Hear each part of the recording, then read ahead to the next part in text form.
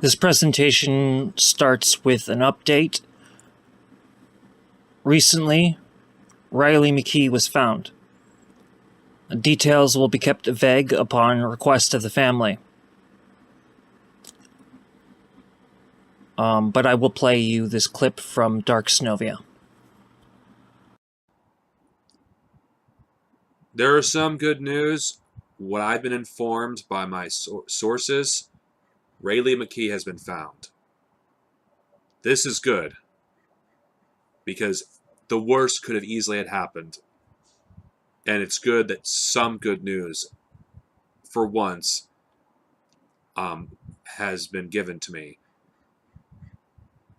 This is the kind of stuff that Antifa does to help and serve the people. People that are missing, they help find them. Now, I don't have all the details about what happened. I don't know how much the family feels comfortable with sharing. I'm just reporting on it so people can know what happened. And the people, her family is grateful that Antifa helped her.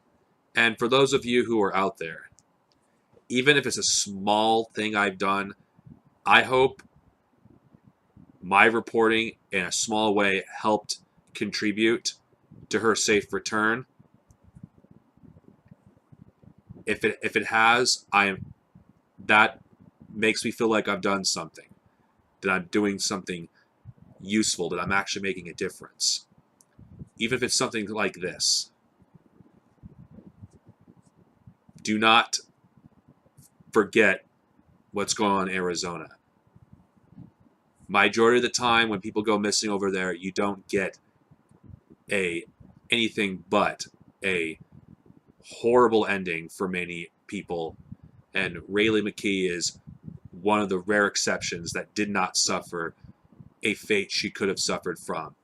Thank you to everyone that spread the video.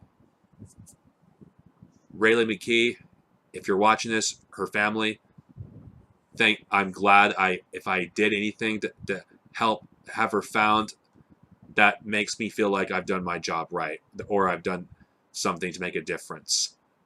May the force be with you always, and keep up the good fight, those in Arizona who are suffering the boot of fascist violence. So in other news in Arizona, there's been the controversy of Kari Lake. Now, for those who do not remember Kari Lake, she used to be part of Arizona's local Fox station. I believe it's Fox 10. She would then get into politics. Throughout my teens, I was not in Arizona. I was actually in Brooklyn. And I had not returned to Arizona until I was 18. There's a lot more about my life that I would not want to get into, but what I'm trying to say is, like, my reference in Kari Lake is vague. I do remember her more a bit in the past before I went to Brooklyn, but, you know, it's vague. So you can imagine how, like, foolish I felt when I found out that Kari Lake has been in politics now for some time. But she seems to have been very much in support of the Jan 6 coup attempt. So this next piece is called Kari Lake Wants Access to 2022 Ballots from Maricopa County. It came up on YouTube on September 21st of 2023. This is from the Channel 12 News, by the way, which is basically NBC. Arizona's NBC local news is what this is. All right, so here we go. Kari Lake has already lost 2 trials connected to the 2022 election, and now she finds herself in the middle of a third. The former Republican candidate for governor was in a Maricopa County courtroom this afternoon, proving that she deserves access to your ballot signature from November's election. Joe Dana was in the court and tells us why the county argues that those signatures should remain private. County Recorder Stephen Richer testified that he simply cannot, by law, release to the public the signatures on voter ballot envelopes. We're going to show up to a knife fight with a gun, not a knife. She tried to prove fraud, raised questions about ballot tabulator machines, The truth is on our side. and accused election workers of wrongdoing. Kari Lake has lost every legal battle since the election. Now she's suing to get access to see voters' signatures. It's in the best interests of the state and the people to be able to understand what is taking place in their elections. Things that we check. County Recorder Stephen Richard testified Thursday the voting affidavit and all information on it are sacred. If those signatures were made public, would you have concerns about whether that could threaten election integrity in any way? I would have a lot of concerns. It's not just people who are in our community who might have a legitimate purpose. It would be anyone in the world. The fear that bad actors could commit fraud or disrupt elections. Jen Fifield reports for the nonprofit Vote Beat and has been following the case. So there is a question here then about whether the signature on the envelope is a public record. There is a question. For years and for decades, actually, in Maricopa County and across the state, county recorders have thought of these as not public records. They thought of them as part of the private voter information you give, like your last four, your social, and they haven't been giving them out. But now there's a challenge to that, saying in state law, it might not actually be protected. Lake has a history of spreading election lies. Attorney Tom Ryan represents a former election official who was harassed because of false election conspiracies. This isn't about getting to an important question that may help Arizona. This is about getting information and data about election workers and voters so that they can be harassed. And that's a real deep concern. The trial resumes Monday with more witnesses and closing arguments. A defeated candidate once again in court, trying to convince a judge she deserves at least one victory. Joe Dana, 12 News. And this next clip from the same channel came out on September 25th, 2023. And it's titled Closing Arguments in Kari Lake Ballot Case. I think that this is appropriate upon the video that just played just now. A judge has heard closing arguments in Kari Lake's latest legal challenge related to the 2022 election. Lake is suing in an attempt to get access to voter signatures on mail-in ballot envelopes. Joe Dana was in the courtroom, and he's joining us live in the studio with the latest. Joe? Kari Lake's attorneys could not even get one witness on the stand during the two-day trial. It reflects a larger theme we've seen since Lake began making claims of fraud in the elections. What Lake says in front of crowds or on social media is often not considered credible enough to be considered in a courtroom. It's hard to argue a case without witnesses. I just do not find that that's relevant. But once again, for the second day in a row, Superior Court Judge John Hanna blocked potential witnesses from testifying on behalf of Kari Lake in her public records lawsuit against Maricopa County. The bottom line is the request to call those witnesses is denied.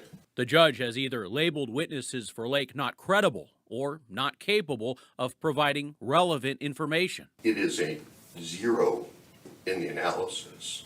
Despite portraying confidence about her election fraud claims in the past, The truth is on our side. the former TV anchor and defeated governor's candidate has had no success in election-related lawsuits.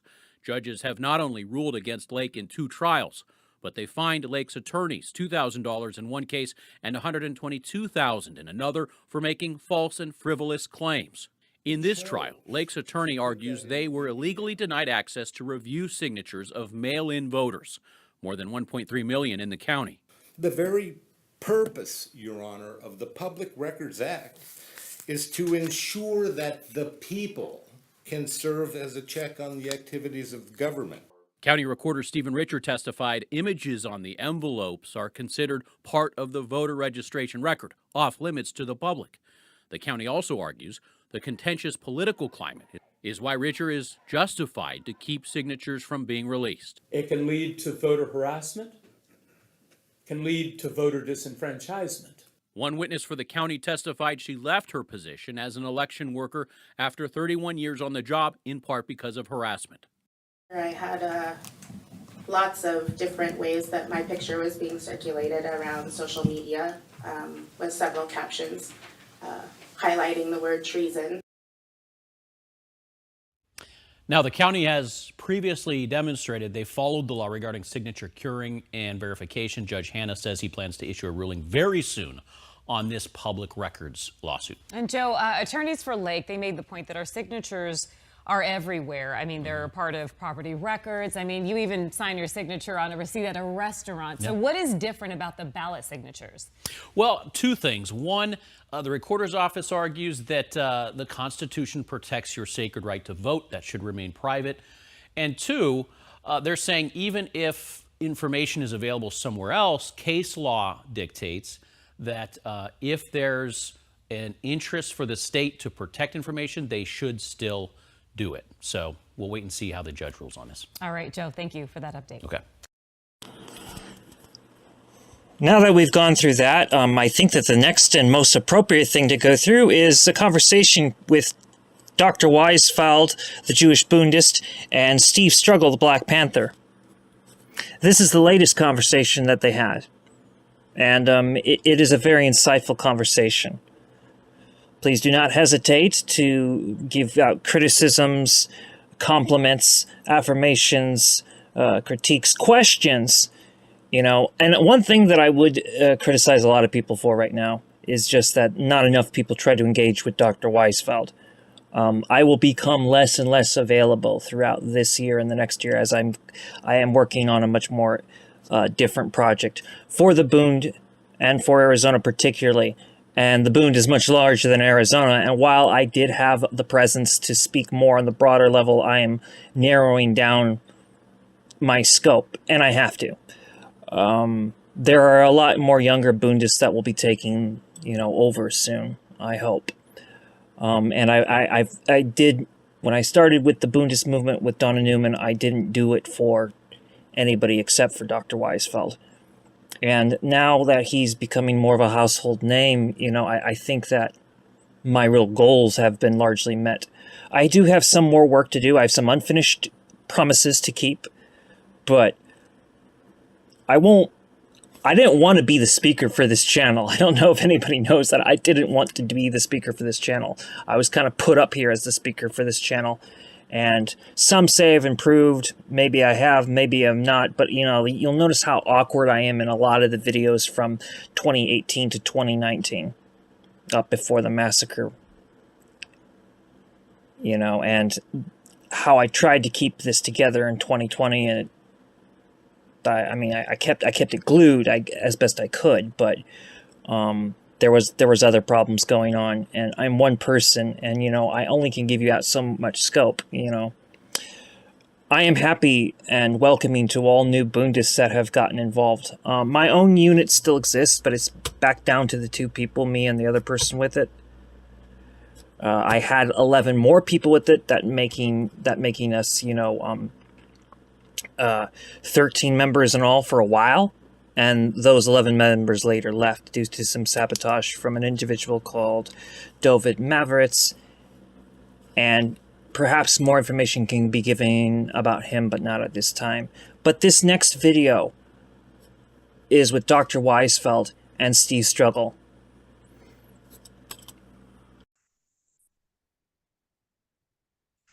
Here now, here we are. Okay. So I hear that the war in Ukraine is a disaster, and that we have no stake in this war. Neither do the Ukrainians anymore. So what's to be done? Well, I find I've really been limiting my tongue on the war for a while, and I'm not going to say everything I think right now, Abraham, but I would say this. If you are getting arms from somebody else and you are dying and getting your ass kicked, and you are carrying out atrocities yourself, the war is just lowering your own moral standards. At this point, first of all, if this were really a war, Ukraine wouldn't exist. Russia could destroy Ukraine. They could do it very easily. They've been fighting this war one hand behind their back. They don't want to have a lot of collateral damage. They've done a pretty good job of not doing that, I think. They have to maintain some kind of international posture. See, they're different than the United States. The United States is a bandit country. It's a country based on lying, stealing, mass murder, profiteering, racism. Okay, there's nothing the United States, there's no treaty the United States has ever signed that was worth the ink that it was signed with. And that starts from the Native people. So therefore, the United States, this is a hard statement to say, the validity of any United States participation in any war has to be questioned because your history follows you. And there's been no Truth and Reconciliation Commission or change in the U.S. position since its inception, instead of being a country of dogs, led by dogs, vampires, and other kind of predator animals. So that's my view. So to me, when Zelensky comes here begging for some arms, there have not been demonstrations against him. That is disgraceful. The man's a racist to his heart. He's a chauvinist to his heart. He has all this anti-Russian propaganda used by the Ukrainian nationalists of World War II era to motivate his fight for power. That's all it's about for me, a fight for power for him. All the money he's getting, all the guns he's getting the guns are really being used by the U.S. armed industry to prove how well their weapons work. Because when they have war arms sales conventions in the Mideast or Europe, they'll use the war. All arms manufacturers use war to test their goods to sell to other countries. Okay, but who is Zelensky to come here to demand anything? I mean, you're demanding something. And I think somebody tried to shut him up. I think he actually was, Republicans kind of censored him a little bit coming to the United States this time. He met with joint House of Congress last year, et cetera, et cetera. They gave him some missiles they said they weren't going to give him. But they did. They weren't going to give these attack missiles, and they changed it. But I'm just going to say this. I'm not a Russian military leader. I'm not a Russian politician. But maybe they need to take the gloves off and end this war quickly. Because the longer it runs out, Ukraine's not going to win the war. They don't have enough soldiers. They can't even recruit enough soldiers. Russia has 300,000, 500,000 soldiers in reserve being trained. I mean, the United States still has its money. They still took the people of Russia's money. They seized their money in banks. So if the war should teach you anything, is if you even think that you're going to throw down with the United States in some way, secure your money. If you can. If you cannot, they'll seize your money. Now, I don't know what these boys in Iran was doing. I think 4 U.S. spies were released a couple weeks ago, right? Yeah. And they got billions of dollars the U.S. gave them, so they must have been very valuable. They had to have been. Because the United States doesn't give up money too easily that they steal from other countries. They always keep it. Yeah. They keep the money. So all I'm saying is if you're going to have a fight with the U.S., seize your money and make sure you destroy their proxy as soon as possible. I'm not saying wipe out civilians. No. But do whatever you can to end it quickly. But the longer you fight, they'll get more weapons to have more long range targets. Who is to say They want to attack your aerospace industry headquarters. Who's to say they won't do it? I'm just saying. The longer you hang around with them, the bolder they get. Even if they're losing, they can't win the man-to-man war. The offensive is a failure. But don't let them get any victories. Sometimes you just have to either win a war of attrition, which I think is what they're doing. Whatever they got to do.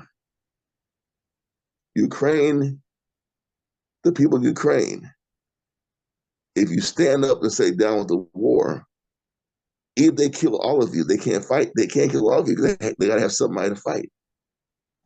At this point, there's so many people in the graves. So many people have been injured. So many sons, fathers, uncles, cousins, friends are dead. What I hear is that as soon as we're later, the soldiers are going to start the mutiny. That's what I'm hearing. If this continues. So if I'm concerned, you should go hurry up and mutiny and get over with.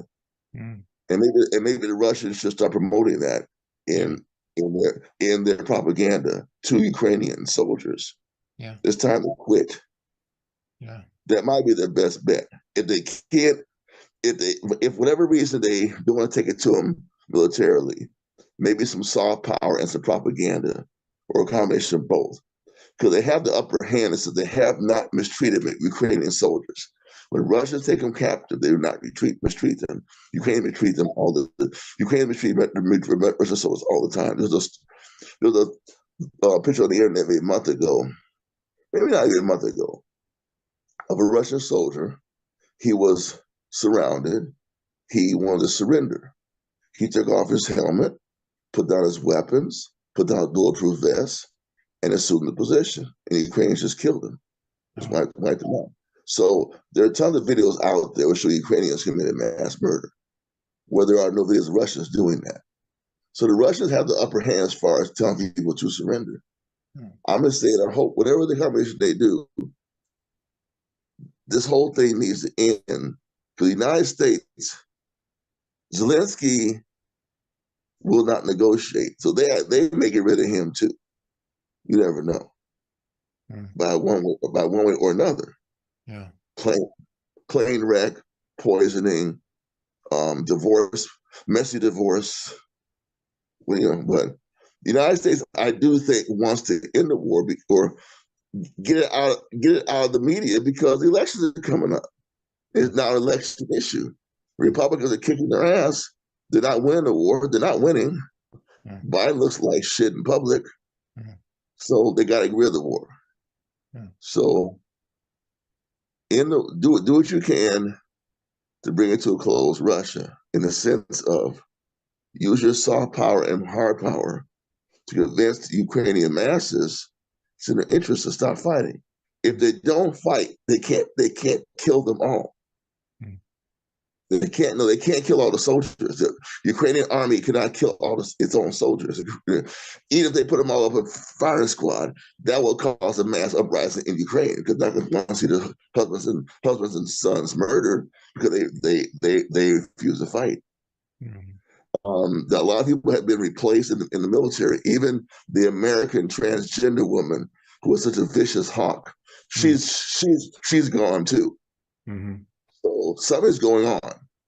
Something's going on in Ukraine, and we'll just see how long this is going to continue.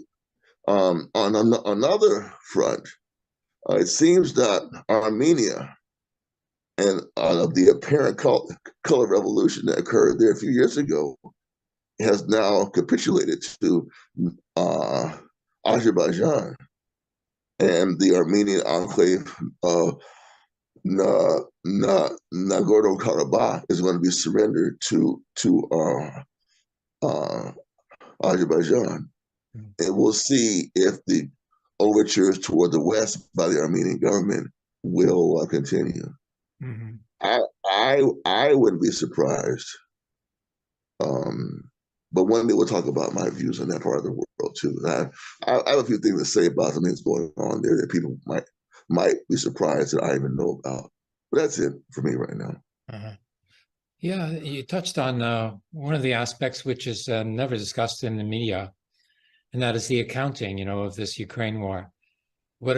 From the bits of information that I have gleaned, it seems like the gold reserves of Russia, placed in the various Western banks, has been confiscated, looted, and is being used basically, to finance this war. Now, the United States is,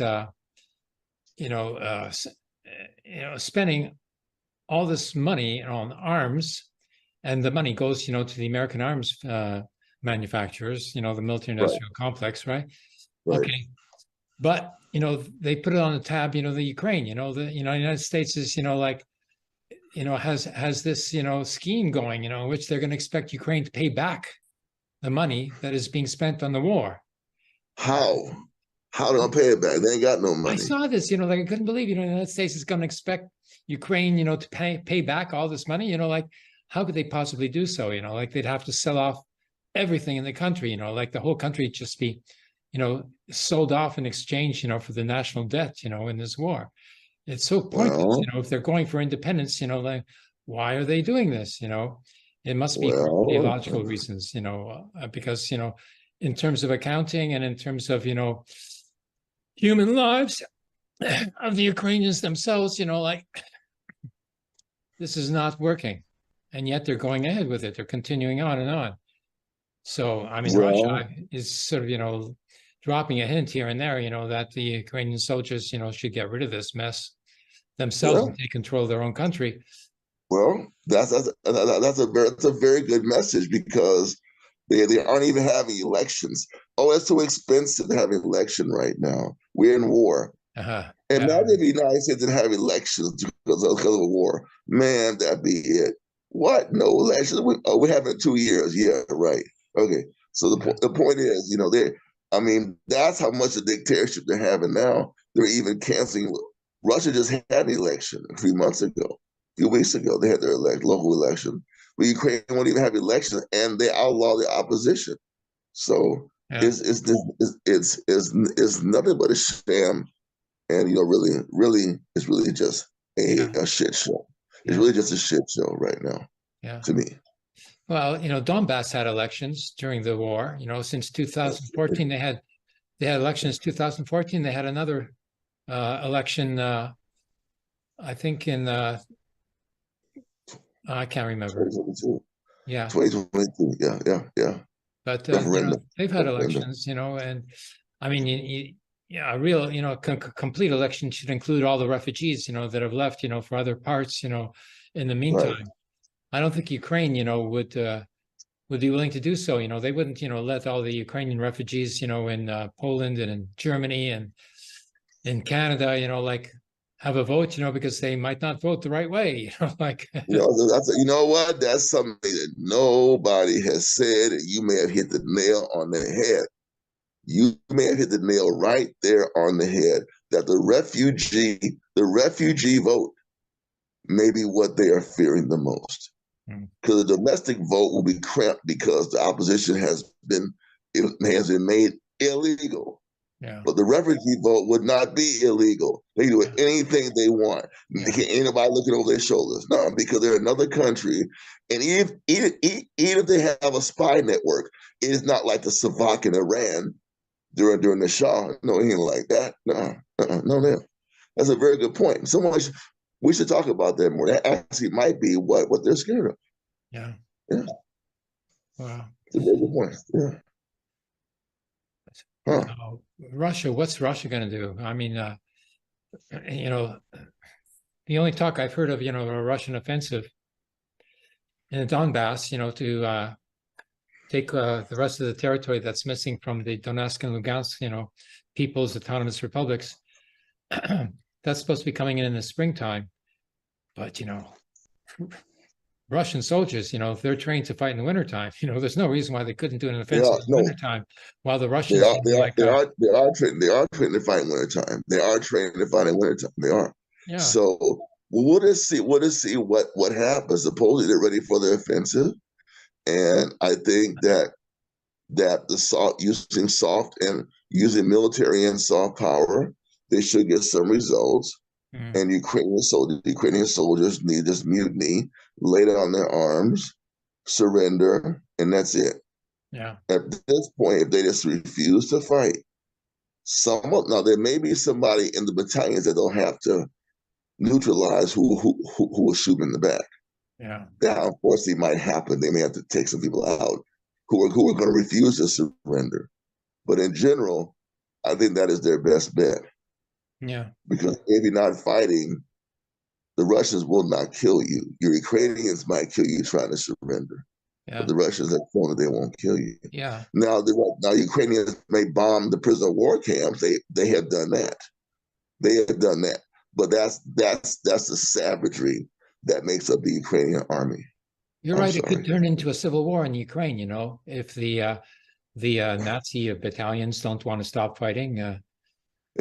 And, I mean, yes. They would have to be put down, if they're going to start attacking other Ukrainians for being anti-war, then the war is coming home. That's it. That's all. Well, that's something else we haven't talked about, but I do think that the possibility of the Azov leaders waging a war against any government that would seek peace through the United States with Russia, there is a possibility that they would go to war. You're right. It is a possibility. So therefore, who would fight them?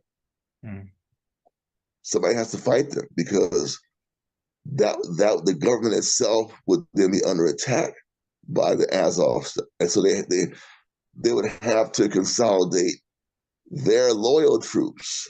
Because if I can't say I'm sure, but you would think that this would be part of the calculus of the new defense ministry. If we get a peace plan, and if there's no unity among all the troops, what are we going to do? Because some of our troops are kind of rabid. Yeah. In the sense of, they're rabid. So they may have to go to war with them. They may have to try and jail them. They may have to neutralize them. Yeah. They may have to neutralize them militarily. They may have to just wipe them out. Yeah. Because if they want this deal, because what you just said is very important, Abraham. If the whole Ukrainian nation is on hock, it's time for a revolution in Ukraine. Yeah. Because you can't make us pay any money. We ain't gonna pay you. Yeah. I don't care what we signed. That was the old government. I mean, this actually might be the time to talk about that. A real people's revolution in Ukraine. Look what your leaders have done. It's possible because the whole nation has been hocked for its military aid. Yeah. Plus, there's the whole strategic defeat that they just are subjected to, because Poland has cut off the supply of arms. That how were the arms getting into Ukraine? They were getting into the Ukraine by way of Poland. Okay, Poland has cut off, any transfer of weapons now. Plus, plus they refuse to accept any importation of Ukrainian grain because it's, being sold at a loss, to undercut, the Polish farmers. And the Polish government is going into election next month. So they have to do a show of, nationalist fervor by saying that they're favoring, the Polish farmer over the Ukrainian farmer now, in terms of the sale of grain. Okay. So Ukraine is cut off from importations and the most important, exportation now, so this is time for Ukraine to reconsider, their whole, strategic approach, because it's just been destroyed by Poland, not even by Russia. Poland has done it. Their staunchest ally is now, cut them off. They have no feet left. And I don't know where they're going to go, but it's not. Well, that's usually that's what weakens you the worst, is when your ally stabs you in the back. Yeah. Not your friend. Not your enemy. You expect your enemy to stab you in the back. Mm-hmm. What needs to happen, really, to be quite frank with you, is a secret delegation going to Russia, negotiating a peace overthrowing Zelensky, establishing a neutral government. That's probably their only hope. Yeah. Because they can make amends with Russia. I mean, a different leadership. And it may be hard to find that leadership in Ukraine. It may come from the diaspora. We are the what do they call those governments? The government in exile. They base it in France or some shit. You know how they do this. We're the government of exile of so and so land, and we are based in this mountain, and we call for the Ukrainians. You know how they do that shit. They do it all the time. You know, and that, I mean, there may be that approach, and that approach might happen too from people in the diaspora. Yeah. You never know. Yeah. Because they are in Western countries, and they are in Russia, Yeah. Well, the Ukrainian fascist forces have long been organized, you know, especially here in Canada, even subsidized by public funds, you know, for cultural pursuits, supposedly. But, you know, although it's, you know, so difficult for Ukrainians to organize within Russia, within the Ukraine, you know, because of the repression there, the Ukrainian diaspora, you know, as you say, you know, is free to do so. You know, they could organize, you know, their own revolutionary movements now. They are free to do. They are free. There's so much freedom to do so. Yeah. There's so much freedom to do so. Yeah. So they organize themselves, and they, you know, collect support, you know, for their allies within Ukraine, and then they come back to the Ukraine all organized. Well, then they can just take over the country. Yeah. They can take over. Yeah. They can take over. And actually, unfortunately, or fortunately, because they're in the West, they can play dual revolutionary tactics, making the West think that they really want to have a pro-Western government, but we know we got to do something here. So,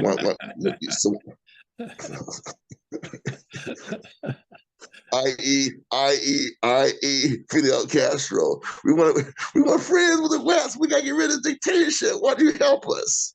Yeah.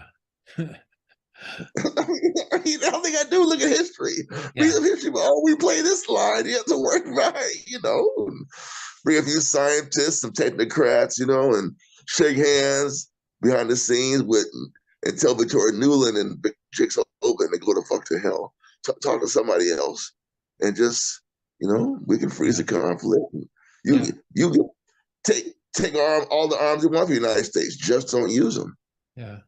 Even if they do start something, you know, of an opposition in the diaspora, even if it's, you know, starts off as being pro-Western, you know, once they start something, you know, the people on the ground, you know, are not going to sort of, you know, just, you know, listen to every word. You know, they're going to pick it up, you know, they can go with it, you know, on their own basis. You know, they're not going to sort of, you know, allow a U.S. military base to be installed in Ukraine. You know, like.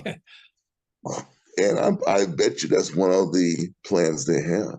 Oh yeah, yeah. It has to be a plan they have. Yeah.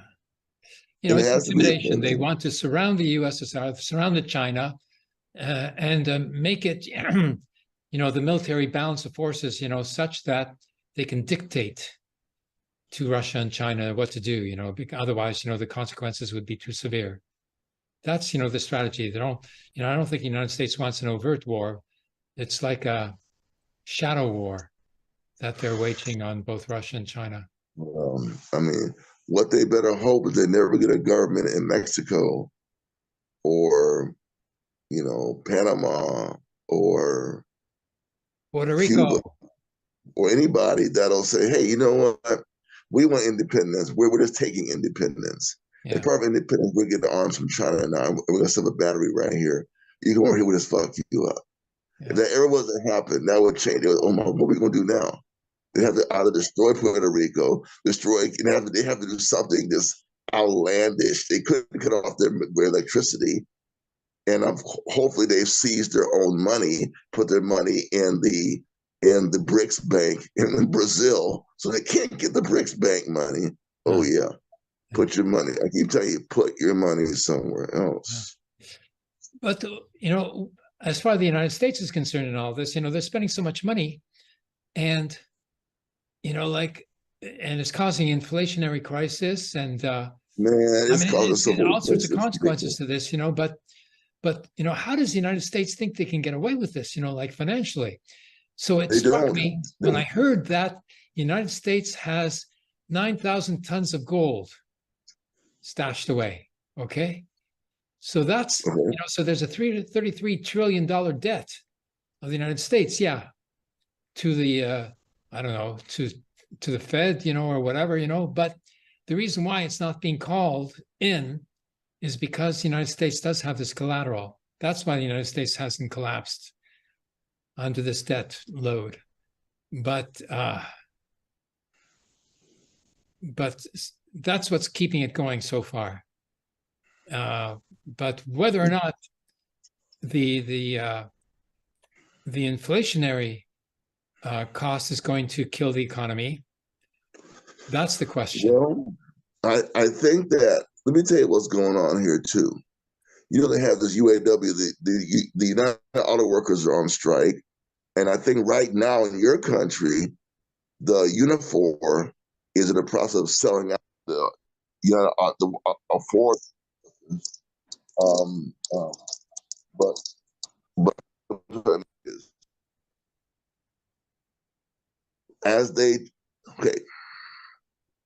there's a fake solution to emissions by creating electronic vehicles. That's a move for profitability of a new type of product to sell. And Tesla right now is leading that market, or at least in the United States, Tesla and some companies in China. Yeah. But all the people they'll have to lay off because the production of the car is different than now the internal combustion engine. With the creation of this electronic vehicle market, is going to create mass unemployment. Yeah. Yeah. And that's going to have the domino effect, because if all the auto workers are not out there spending money, then, the companies cannot sell, what they're making. And so they're going to close. And then those workers I'm saying that to say two things. One, we should not believe that the intent of the electronic vehicle is to end pollution. Oh, it's being made in China in any case, and the Chinese electric car companies, are more advanced than Tesla now and less expensive as well. So, like the whole, and also the automotive industry in Germany is going downhill too.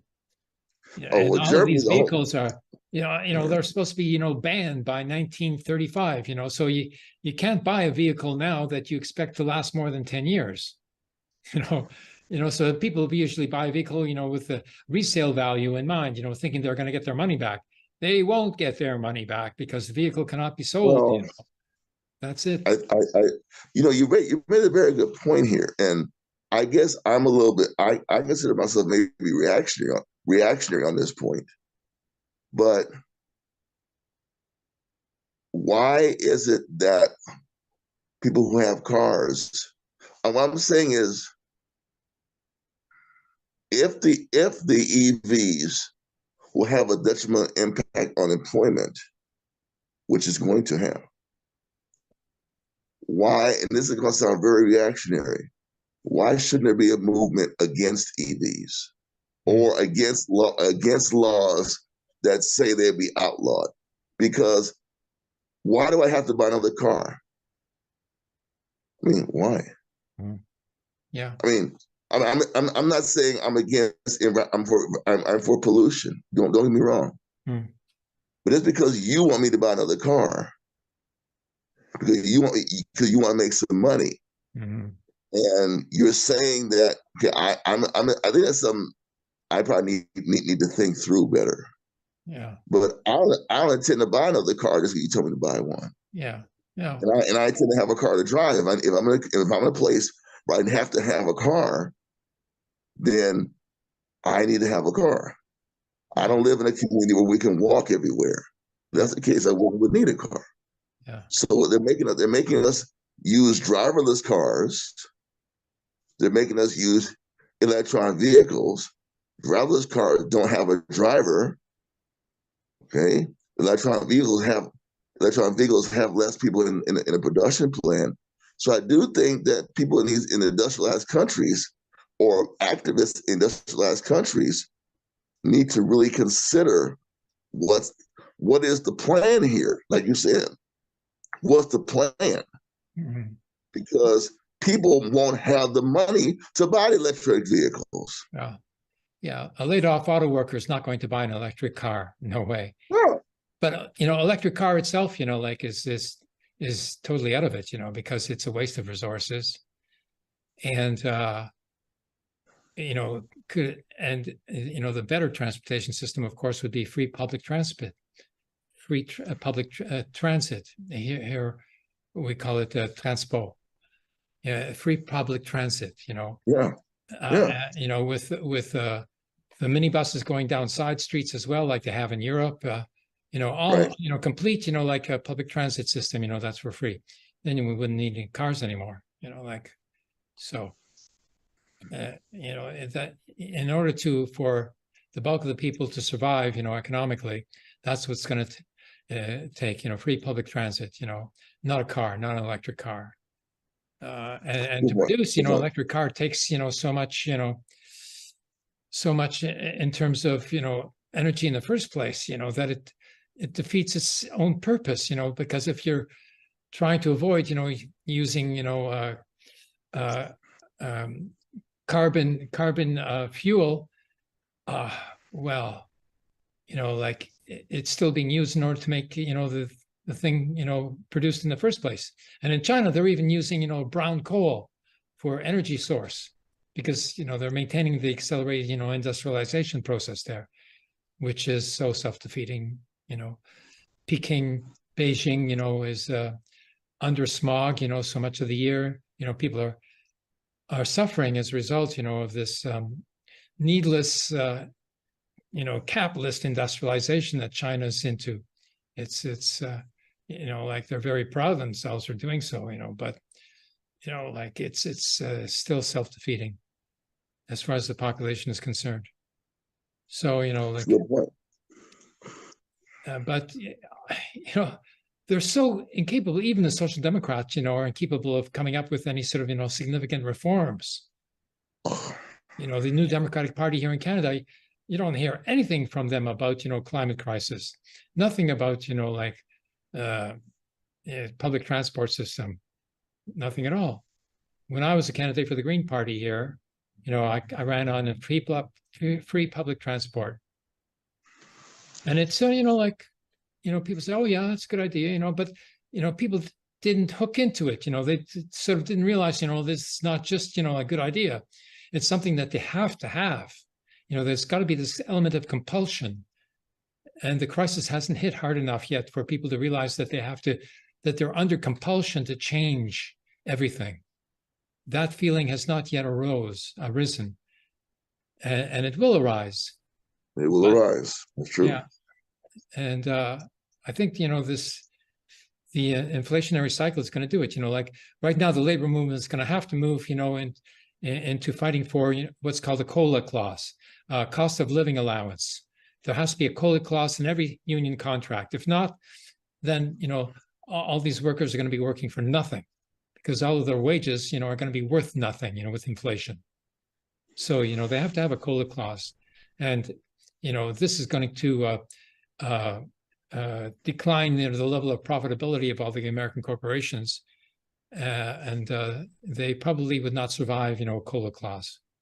So, we're moving towards, some kind of a, end point.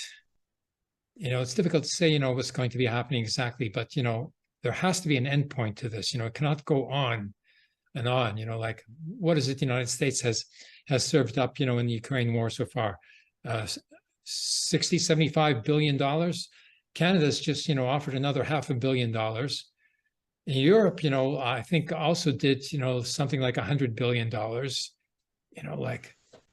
Who's going to pay for this ultimately? Working people are not going to want to pay for this war. especially after it's lost. Like paying for a lost war. Wow, that's the worst thing possible. If paying for a winning war, that can be sold. But paying for a losing war, no, that can't be sold. You're right about that. Yeah. So Okay, we don't have what? much time yet, so good to speak with you again this week, Steve. And I'll see you again next week, and we'll take this whole system apart piece by piece. So this video should conclude now with something from the Mark Spencer Show. The Mark Spencer Show is featured on the Real News Network. This presentation came out on September 26, 2023. I hope all viewers enjoy this. It is particularly relevant to the current situation that we find ourselves in today.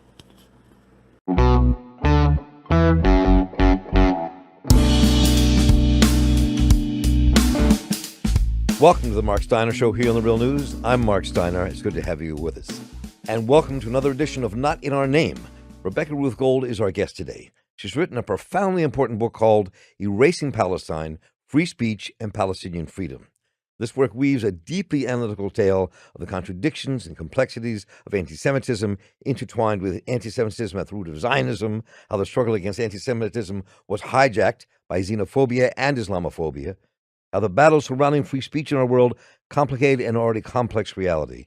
And through it all, she also talks about how great Marxist activists and thinkers like Isaac Deutscher and Leon Abram may offer a path of understanding, that anti-Semitism's demise is wrapped up in Palestinian liberation.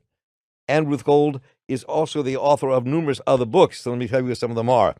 They are Writers and Rebels, The Persian Prison Poem, Prison Hunger Strikes in Palestine, and she's written for numerous publications, London Review of Books, Globe and Mail, and many others, and her work has been translated into 11 languages, which is really impressive. So I want to thank you for joining us today. This is I really good to have you here. It's a great pleasure to be here. Thanks for inviting me. And I want to open with your poem, the piece of it you wrote, because I want to talk about how this all began with your sojourn to Israel and Palestine, and what brought you there, and what you discovered, your rude awakening of sorts when you got there. And this poem you have on page 2, workers greet the dawn behind the bars of Checkpoint 300, waiting to build settlers' homes with stolen limestone. So talk a bit about your sojourn, how this book actually began because of going to Israel, Palestine to live and work. Sure. So this was 2011, and I had just received my PhD. I was actually living in Berlin at the time and sort of not knowing what the future held. I did have a degree in Middle Eastern studies, but that was mostly to do with Iran. So I'd never been to Israel or Palestine. I very much wanted to go, and I was offered a fellowship at an Israeli research institute called the Van Leer Institute. That is sort of on the very much to the extent that there is a left at all within Israel. It's as far as one can get and survive. And so they do some good work. They have Palestinian academics, for example, but every institution has its limits. Anyway, I accepted the offer after kind of a little bit of internal struggle, but I just so desperately wanted to have the opportunity to live there, particularly to live in Palestine, even though, of course, the institute was in Jerusalem. So what happened was I found a place to live in Bethlehem. And then I just commuted through the checkpoint, that Checkpoint 300 that I mentioned, that does kind of loom very large in my imagination and my memory, and I think in the lives of countless Palestinians as well. It's this sort of industrial warehouse where people wait for, as I wrote, for just like 5 or 6 hours. The lines aren't moving. Anyway, so that was like the texture of my life. I was right by the wall. And I was really, the time I had spent there definitely made a big impact. But the thing that stood out most was just this sense of like two totally separate worlds that are right next to each other, right? Because Bethlehem is literally just a very short walk from Jerusalem, but it's about it could be 4 hours just waiting in line, the commutes. And half of that time is, you're standing like near these loaded guns being Mhm. facing, so it's very sort of traumatic journey. And it was just so strange because yeah, these worlds are next to each other. They're woven together historically. There's have so much in common, and yet Israelis don't cross the line. They never go to the West Bank. In fact, they're technically forbidden, and most Palestinians cannot leave either. So yeah, so that's kind of, I mean, that it's kind of like visual embodiment of the idea of apartheid, but not not just in a legal sense, but just every aspect of life. And yeah, I think that was a bit overwhelming. I mean, you get the sense from how you wrote in the beginning of the book that it was even though you're not a naive human being walking into where you were going, it was Mhm. shocking nevertheless. The depth of Yeah. it seemed to shock you a great deal. Exactly. I just, because it's the kind of thing that I personally couldn't live more than, certainly more than a year in that. I mean, it is just that total schizophrenia. Yeah. So I mean, I knew like the general sense of the politics and so forth, but just the daily schizophrenia of it was not. I was not quite prepared for that. So one of the things that I love in the beginning, you have this great quote, and I think you spend a lot of time throughout the book, and we'll weave in and out of this, talking about Isaac Deutscher and a couple of other people, and I was you made me kind of go back and kind of look at all my old Deutscher notes as I was. Awesome. I Like, love that. I love plugs for Deutscher. He's kind of forgotten these days, so that's happy. he has for been that. forgotten in many ways, but I remember seeing him at the Socialist Scholars Conference. I forget it was either in '66 Wow. or '67 in New York.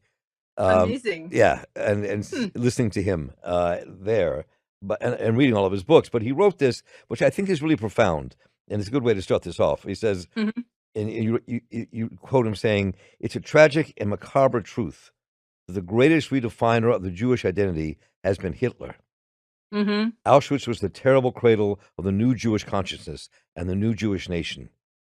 And from his essay, "Who is a Jew?" which I thought was a profoundly important essay. Yes. And so, I mean, so one of the things that strikes me about your book, and this is kind of overarching to start with, is that contradiction. Is these Mhm. contradictions of how anti-Semitism, in many ways, was at the root of the founding of Israel, and how Yes. that pushed Absolutely. it. Yeah. So talk a bit about that and kind of your discovery around that. Sure. And I think I could also sort of tell the end of the story of, yeah, what the introduction introduces, why I wrote the book, because I wrote an article called Right. Beyond Anti-Semitism that got me in a lot of trouble. Yeah, well, it's just simply, as you said, Israel was founded because of anti-Semitism at a sort of industrial scale, and that's a trauma that I think is very much alive. I mean, it shapes very Israeli sort of life. I mean, based on, I'm thinking of my conversations at the Van Leer Institute, having dinners with people, and just how they would kind of process the legacy of that history. I think a lot of the Israelis I spoke with, at least, were aware, who was sort of a little bit maybe on the left, critical of their society and so forth. But they themselves said that the state was using that trauma in a way to kind of silence the discussion about the occupation. And actually, there's a really wonderful, I really want to make a plug for Amos Goldberg, who's a professor at Hebrew University, a professor of Holocaust studies, actually. He's shed so much light on this question.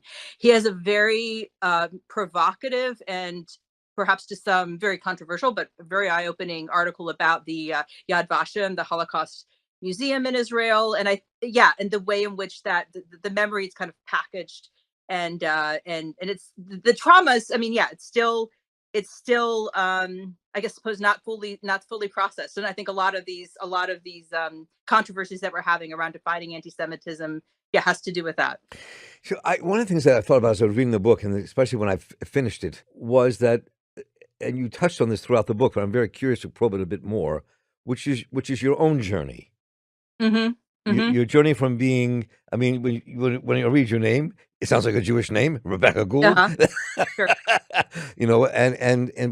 But your family's kind of losing who they were as Jews over a couple of generations, and you're kind of rediscovering that through the eyes of Jewish Marxists and your time in Israel, and exploring this world. So Sure. Talk a bit about that, because I think that really, I mean, it's not traumatic, but it begins. It was transformational. Yeah, Perhaps. transformational is the word. Yeah. Yeah, Yeah. absolutely. I would say that I in a sense, I kind of always knew these details of my family history, but I had not really reflected on them in a kind of in-depth way because I certainly wasn't raised Jewish. But You were when raised I was Catholic, right? well, secular, yes, secular Gotcha, Catholic. gotcha. Yes, yeah, right. Yes, Exactly. right. I Historic, understand. Yeah, yeah, traditionally. yeah, yeah. But it did come as quite a shock to be accused of anti-Semitism. I mean, it's I think that accusation has become very banal in kind of pro-Palestinian circles because it's often misused and abused and so forth. But, I just never thought that when I was writing the Beyond Anti-Semitism, it was like the furthest thing, you know what I mean? I was just kind of filtering what Israelis were telling me, what was being said on Israeli media, left wing, and so forth. And so it was like I just had to process that because even if I obviously did not consider myself anti-Semitic, but I was the very thought, that something I said could have been hurtful was a shock to me. It was just like, oh my God, how is this? How could that possibly have happened? And I think that took me back into a journey of just like thinking about, who am I? What am I? A very kind of personal introspective journey. At some point, it did become a kind of political struggle for free speech, and that's also very important. But the first reaction was just amazement that it could have been offensive to it was offensive to British Jews who hadn't been to Israel, hadn't been to Palestine, and so I think that's important to say. But yeah, so that's and it was great. It was fascinating to rediscover the Jewish sides of my family. Actually, this happened while I was writing this book, my father passed away too, and it's my father's side of the family that is of Jewish heritage, and so I have to say there are a lot of questions that came up that I wasn't able to ask him, but at least I was able to dedicate the book to him. So yeah, so it definitely is a highly personal subject, and it has been a way of my family migrated, from deep poverty in Lodz in Poland, and they found a new life for themselves in America. But once they got to America, they changed their name. It was Goldstein. I guess they thought it didn't sound very Jewish, but maybe it does to many. and I think they just did everything they could to assimilate and erase that history. And then you, as you just alluded to a moment ago, that you wrote about in the book, were accused of making anti-Semitic attacks in the work that you published. Yes, and it's worth saying, right? So the work that I published in 2011, when I was living in Bethlehem. In fact, I remember when I wrote it, I just come back from Hebron, which is where some of the settler movement has, in a sense, been the most extreme. I mean, many Palestinians live in fear of their lives, and I was witnessing that. I was actually with a colleague from the Van Leer Institute, and we were sort of in a bus. I mean, we actually did go outside, but just again, this sort of dual worlds phenomenon was really overwhelming to me. And so I wrote that article. I just think it's important to recognize, like, that's the context I wrote it in the middle of that conflict, right? And then I got to the University of Bristol 5 years later, and a student who describes himself as Israeli British and a Zionist came across the article. I never actually spoke to the student one-on-one. I still haven't. I mean, there was never a one-on-one conversation between us, but he, I guess, Googled my name and found that article, and then published a op-ed saying it was anti-Semitic, and it needed to be sort of investigated, and there was a sort of slow trail of media controversy that had a big impact. I think it is the important thing to say about that is, that's not just a personal story. This had never happened before in the UK in this sense, because compared to the US, I actually went to Columbia University, where Edward Said was a professor, and there were cases of like tenure controversies around Palestinian activists and so forth. The UK didn't have that history, but what it did have is that in the end of 2016, just a few months before this attack on me, my article was published, it had adopted the IHRA definition of anti-Semitism. It was the first government to do that in the world. And so that marked a kind of governmental interest in the criticism, or in preventing criticism of Israel, which I think explains a lot about why this particularly, short article of not much consequence, to be honest, it got a lot of notoriety very quickly. So how much did that experience, obviously that experience and you going there, and also kind of reclaiming where some of your ancestry came from, influence you to write this book in the first place?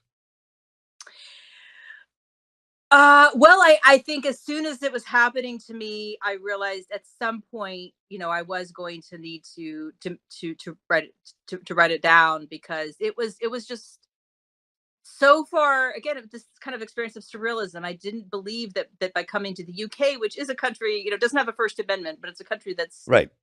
that is thought of as being liberal democratic, protecting free speech. It has a concept of academic freedom. I just didn't think that an article I wrote 5 years earlier in very different would matter. But it did a lot. I mean, in fact, the very prominent politician called me a Holocaust denier, and he said I should be fired. He said that in one of the mainstream conservative newspapers. And so, yeah, that.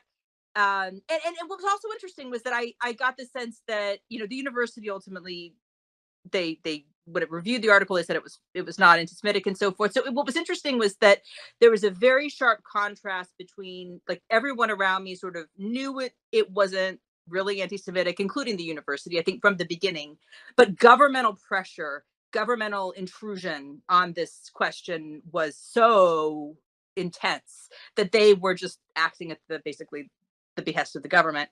So the free speech, I mean, that in addition to making me, much more interested in my Jewish roots, it also just really awakened me into that free speech is actually something it's not just like this value that, right-wing politicians talk about. It's actually something that I personally need kind of to survive as a person, because I'm being, libeled for things I never said. And I'm not being, at that particular moment, I wasn't able to speak out because I had to kind of, not cause controversy. The university, even though, again, like, everyone kind of internally kind of reassured me this is not problematic, but they said, don't say anything, be quiet, shut up.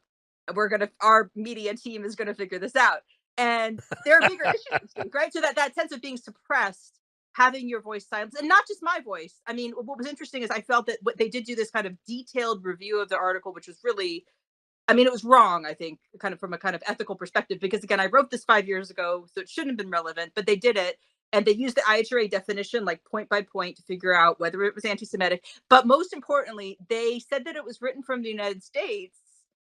They didn't ask me. I mean, they just totally got that wrong. So they erased the Palestinian and the Israeli context completely. They even, they misread it. And this was this was just like a casual thing. This was like a formal inquiry, that was supposed to be done at a very high level of professionalism with legal counsel involved and so forth. And it was just so biased, even though it found in my favor. It was still just incredibly biased, incredibly silencing. And so that, I think, that experience of being silenced made me want to speak out, obviously. And so that, and then seeing that happen to other people. And again, actually, at the same time, this is again worth mentioning to bring home the point that it's not just my experience or my story. Again, it's worth saying that UK had been a place where Palestinian activism was not suppressed until 2017. But at the same time that the student wrote an article accusing my article of anti-Semitism and connecting it to the IHRA definition, the anti-Semitism charges, there was also a campaign, really, it's a group, that calls themselves Campaign Against Anti-Semitism, had targeted a student at the University of Exeter, which is nearby, calling her anti-Semitic because of her tweets from 5 years earlier. She was a student from Gaza, and said that this happened at the same time. Anyway, so there was a kind of something was organized, and there's just a lot of sense of articles being withdrawn from curriculum, people being silenced, and it became clear. And it was interesting to me that this kind of definition was being so useful. I mean, it was so useful in censoring, and I'd never seen that happen before. That particular kind of mechanism of censorship was totally new to me, and so it just opened my eyes to, I guess, the way bureaucracies work and the way governments work. Let's talk a bit about one of the things a couple of things struck me here in the book. A lot of things struck me in this book. It's really well written. It's a very intense read, which is the reality of anti-Semitism, the depth of anti-Semitism in this world that is just kind of in the DNA of Western society that you write about, and how you see that kind of pain turning into oppression. You have these great quotes by Isaac Deutscher all over the place, and I'm a fan of Isaac Deutscher, so I really enjoyed you kind of pulling him into this. As am I. Right. Yeah, because when I was young, when I was 15, I was a teenage trot. That's where I got introduced to Isaac Deutscher. So, Uh-huh. but Wonderful. at any rate, he said, we have the quote, "Religion, I am an atheist. Jewish nationalism, I'm an internationalist. In Hmm. neither sense am I therefore a Jew. I am, however, a Jew by force of my unconditional solidarity with the persecuted and the exterminated. I'm a Jew. I feel the pulse of Jewish history because I should like to do all I can to ensure that the real, not spurious security and self-respect of the Jews." So this is part of your journey as well. Right. And when you kind of look at both the depth of anti-Semitism, how that created what became Israel, how that created this oppression of Palestinians, and you weave this tale around that before we get to free speech, which we'll get to in a minute. Sure, of course. Right. Yeah. And I think it's worth pointing out. So Isaac Deutscher is also a very big inspiration to me. But it's also interesting that, he speaks for a generation, I think, a generation of a certain kind of certainly geographic space. I'm thinking of, Polish Jews from or Jews of the former Yeah, Russian Empire from right, the shtetl. right. It is just astonishing how many of them, turned towards radical leftism. Emma Goldman, Alexander Berkman, these are anarchists who migrated to America. I think they didn't talk so much about being Jewish, but it doesn't seem like a coincidence. There was definitely a kind of demographic phenomena of And let me just Jews. say, and Leon Yeah. Abram, who I never heard of until I read your book. Absolutely. Yes. Yes. I love him. I mean, I wasn't very familiar with his work either, and it hasn't been given a lot of visibility. So I think, yeah, absolutely. This is a similar demographic. I mean, they were all born, I think everyone, yeah, all of these people I just mentioned, either Poland or the former Russian Empire. And they experienced this like forced segregation, limited economic opportunities. It was, and that pushed them, and they all became very on the left. They saw themselves as their struggle as one that had to do with workers across internationally, anti-colonialism. Rosa Luxemburg, it would be another. Right. And so, yeah, it's. I think he speaks for a very broad sector of a certain world that is not.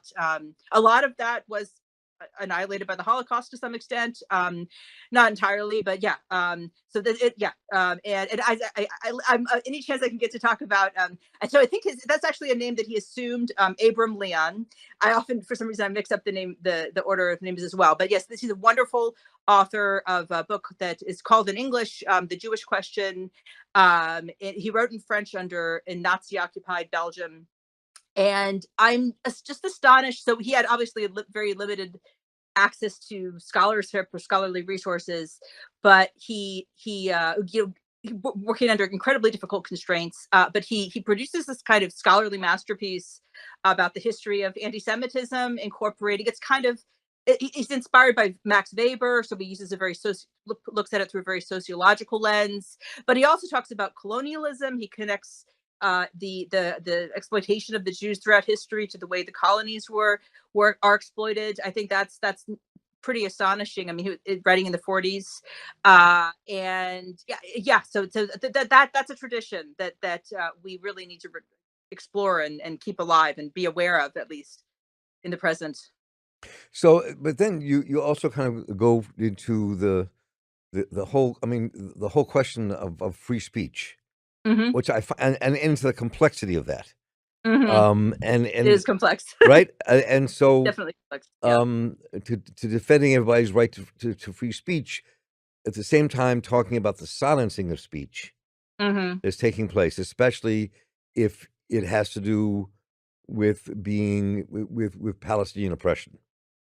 Mm-hmm. And talk a bit about, yeah, so talk a bit about that in terms of what you discovered. Sure. So I think, some of my kind of shock about the whole thing that was happening to me is, as I mentioned already, this sense of being silenced, even when most people I was in conversation with, I'm talking about like university administrators and so forth, even when they didn't necessarily disagree with me, but I was still silenced, right? So, and I think there's a part of me that I'm not generally sort of very American in most of my ways, but I am of American. I was born in the United States, and I think there was this kind of unconscious First Amendment, just orientation to me that really was really amazed by the way in which it was seen as just being okay not to be allowed to express one's views. And that that was kind of my personal at the time. I was also reading about prisoners in Iran, because that's a book area that I wrote a book on, and there just seemed to be a kind of unexpected parallels between the silencing that they were experiencing and what I was experiencing.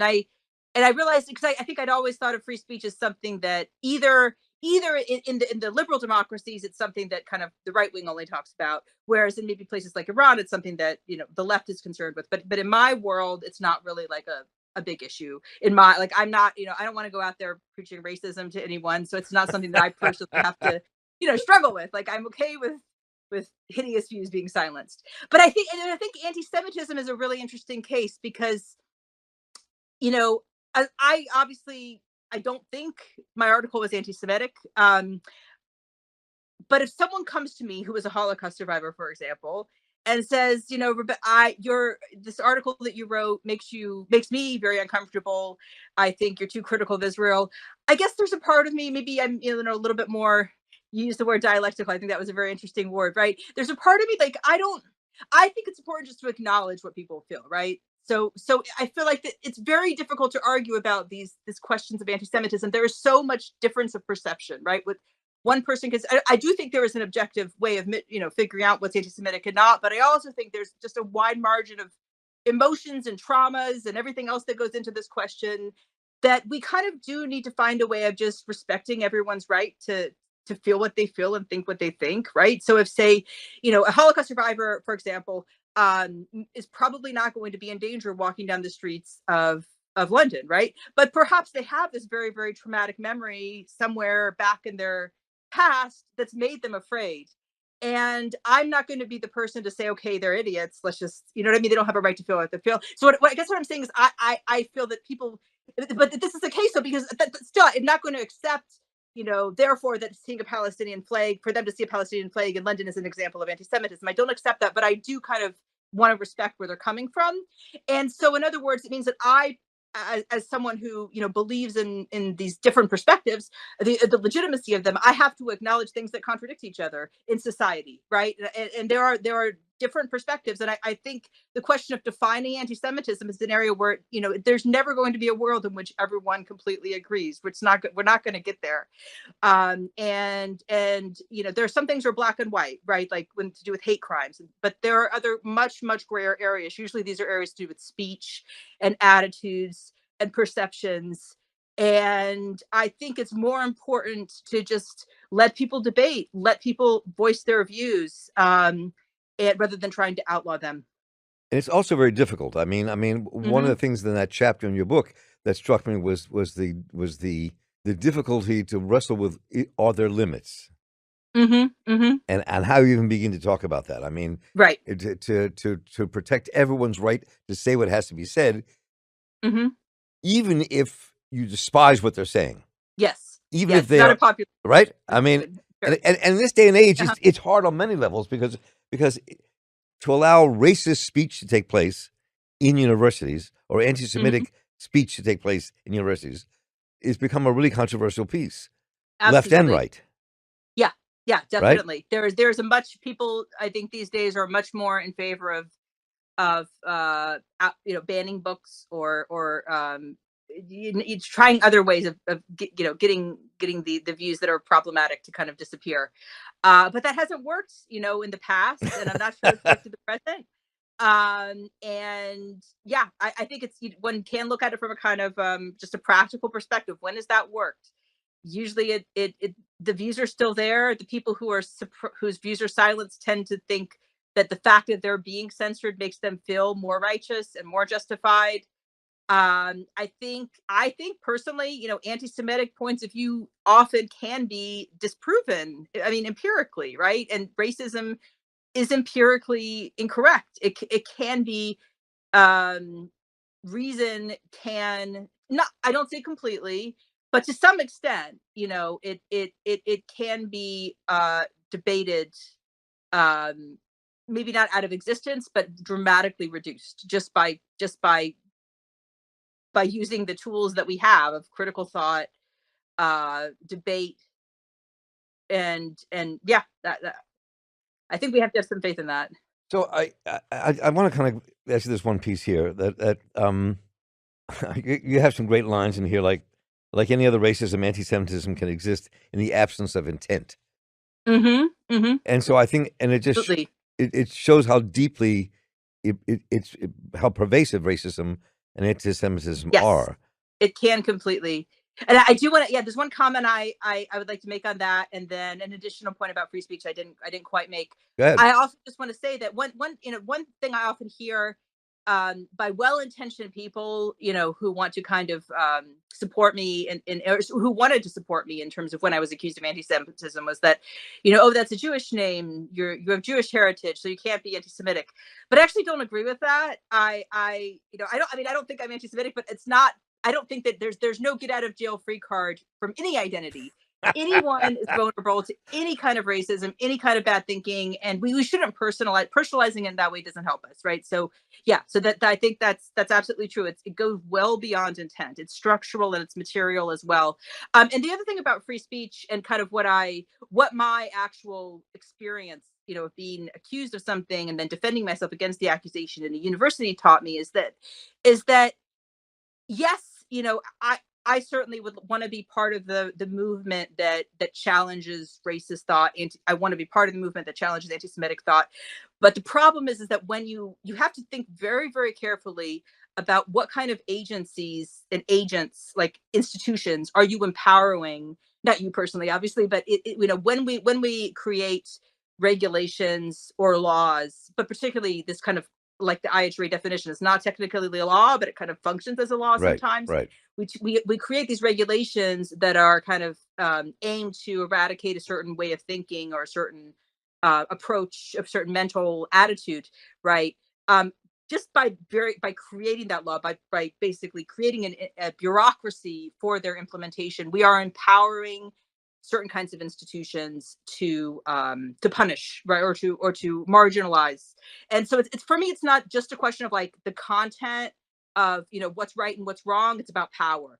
So if you're creating a regulation, you're giving an institution, you're giving a government, like the conservative government, in this case, the conservative government of the UK and their various apparatuses, you're empowering them to do certain things to silence certain points of view. And I think that's problematic, entirely separate of the content of what's being supported and not. It's also about power. And I think that's important to remember about speech. So I wonder what conclusion you come to. And let's talk. I mean, I could read 10 different passages here, but we don't have so much time, right? And right. How you would see anti-Semitism, the role it played in forcing people to go to Palestine, as you quote Deutsche, creating this oppressive system with Palestinians, and how you see that changing. I mean, you have these great lines in here around how the anti-Semitism, the ending of it, is wrapped up in the liberation of Palestinians. Yes. I mean, it's like right. It's almost time for new definitions. Yeah, absolutely. I mean, I think that I guess one way of sort of responding to that is that, historically, there have been intersections between the Jewish people, Jewish experience and Palestinian experience, if you go back centuries. But I think at this particular moment, 21st century, their histories are becoming ever more intertwined. And there's a great quote that Edward Said once used, or that the Palestinians are the Jews of the Arab world. I think that kind of yes. He and I actually talked about that one day on my radio show. Yes. Oh, it's amazing. That's wonderful. Yeah. So I think that's what I had in mind when I wrote that at this point the histories are not separable. And in a sense, that's a good thing. That's where we have it. That's where there's a kind of potential for violence, but that's also where there's a potential for peace. It's the parallels they've intersected so closely, and I think there's a role for understanding the Nakba and the Holocaust as also being intertwined. So how do you think, given all you wrote and the people you wrote about, and the kind of demise of the, in some ways of the power of the left and the Jewish Marxist left, at any rate, that you write about, how that fits into all this in terms of the future landscape? because it does change things. I mean, it changes things Yes. drastically. Sure.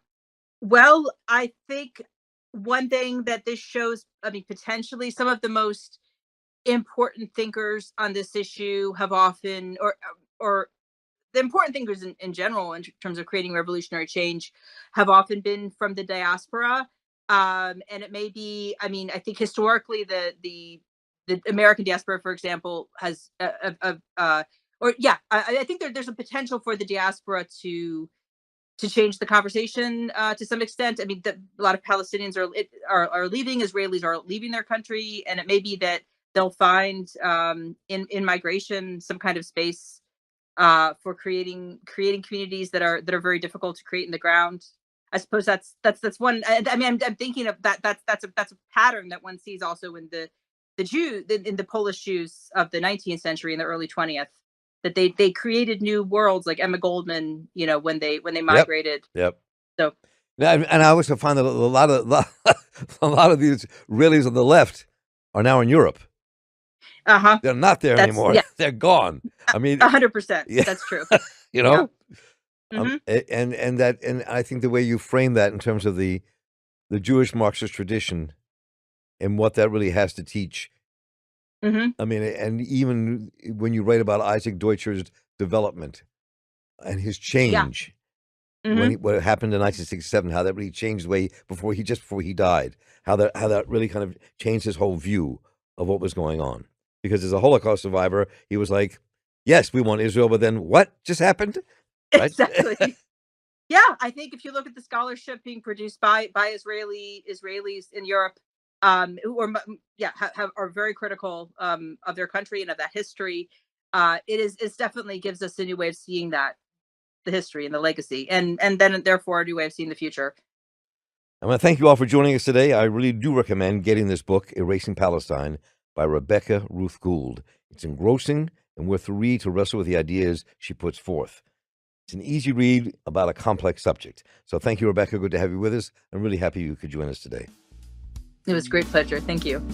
And I want to thank Cameron Grandino on the other side of the glass, making his studio magic, and Kilo Rivera for making the wheels turn here and allowing all this to happen, and everyone at Real News for making this show possible.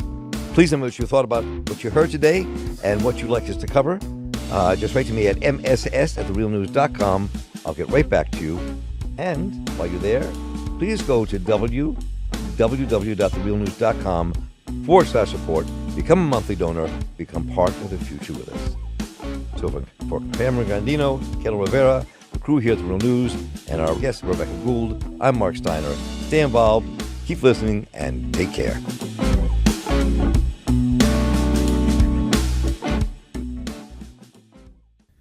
Thank you so much for watching The Real News Network, where we lift up the voices, stories, and struggles that you care about most. And we need your help to keep doing this work. So please, tap your screen now, subscribe, and donate to The Real News Network. Solidarity forever.